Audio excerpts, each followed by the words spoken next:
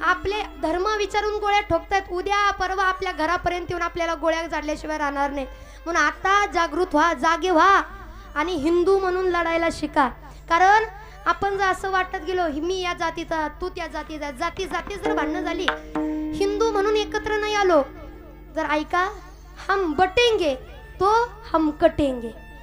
कारण लोक म्हणतात धर्मासाठी कधी भांडू नये गड्या, पण धर्माचं पालन तर केलं पाहिजे.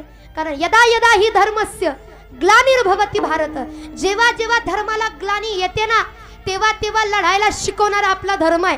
आणि लढावं बरं का माणसाने, रडू नये, लढावं का. अहो विचार करा, आता सगळ्याच्या कानावरती एक बातमी आहे. पहलगामवरती तिथं जेव्हा हल्ला झाला, आतंकी हल्ला झाला, हल्ल्यामध्ये किती माणसं, निष्पाप माणसं मारली गेली गड्या, निष्पाप माणसं मारली गेली. अहो माणसं मारताना विचारून मारली गेली तुमचा धर्म काय.